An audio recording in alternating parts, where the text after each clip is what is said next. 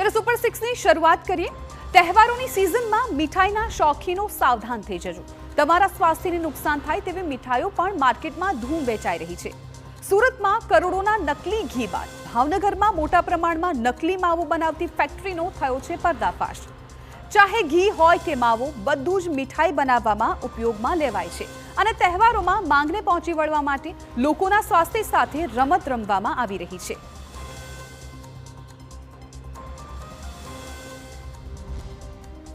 આ દ્રશ્યો આપ જુઓ। આ છે શિહોર તાલુકાના આંબલા ગામે આવેલી ફેક્ટરી।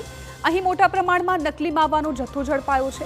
અહીં દિવસ રાત તમારા સ્વાસ્થ્યને નુકસાન પહોંચાડવાનો કારસો રચાતો હતો। કુલ મળીને 1185 કિલો બનાવટી માવો જપ્ત કર્યો છે।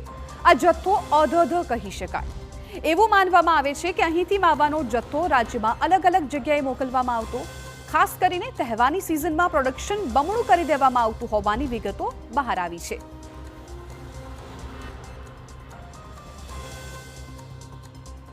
આખી ઘટનાની વિગતો એવી છે કે ભાવનગર જિલ્લામાં થોડા સમય પહેલા જ સિહોર તાલુકાના દેવગાણા ગામે ભાવનગર એલસીબી પોલીસે રેડ કરીને નકલી ભામાનો જથ્થો ઝડપી પાડ્યો હતો। ત્યારે હવે ભાવનગર એસઓજી પોલીસે સિહોર તાલુકાના આંબલા ગામે મિલન સુરેશભાઈ દવેના વ્યવસાય સ્થળ પર રેડ કરી નકલી માવાનો જથ્થો ઝડપ્યો છે। રેડ દરમિયાન એસઓજી પોલીસ સાથે ફૂડ વિભાગના અધિકારીઓ પણ કાર્યવાહીમાં જોડાયા હતા। અહીં પાડેલ રેડમાં સેમ્પલ લેવામાં આવ્યા હતા, જેમાં મીઠો માવો, વનસ્પતિ તેલ, જેમિની વનસ્પતિ, Nutra Delight, skim milk powder, થાબડી માવો અને ફટકડીના સેમ્પલ લેવામાં આવ્યા છે। તમામ સેમ્પલ લઈને તપાસમાં મોકલી આપવામાં આવ્યા છે।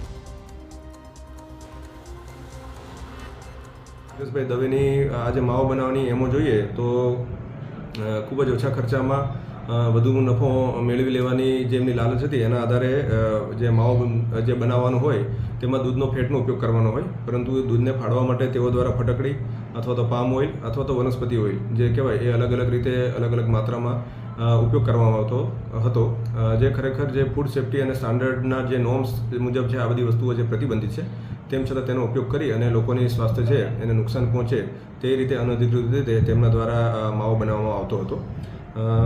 સદરુ બાબતે ભાવનગર જિલ્લાની એસઓજી ટીમના પીઆઈ ડીયુ સુનેસરા તેમજ તેમની ટીમ દ્વારા આ આગળની કાર્યવાહી છે હાથ ધરવામાં આવી રહી છે।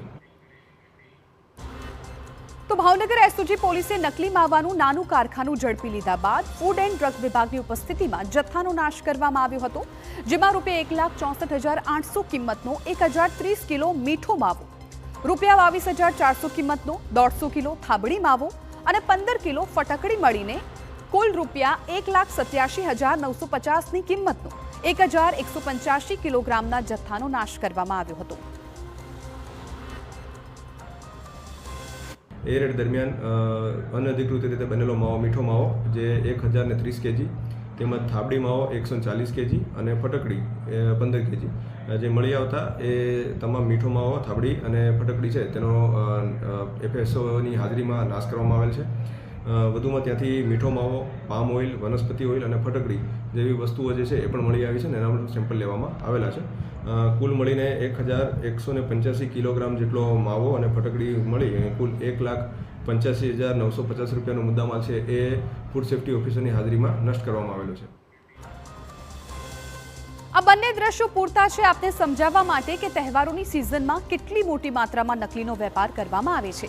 એક તરફ 5 દિવસ પહેલા સુરતથી ઝડપાયેલ નકલી ઘીની ફેક્ટરીઓ છે કે જ્યાં 10,000 કિલોથી વધુની નકલી ઘી ઝડપાયું અને સૌ કોઈ ચોંકી ઉઠ્યા હતા, તો બીજી તરફ ગુરુવારના દિવસે ઝડપાયેલ નકલી માવો છે।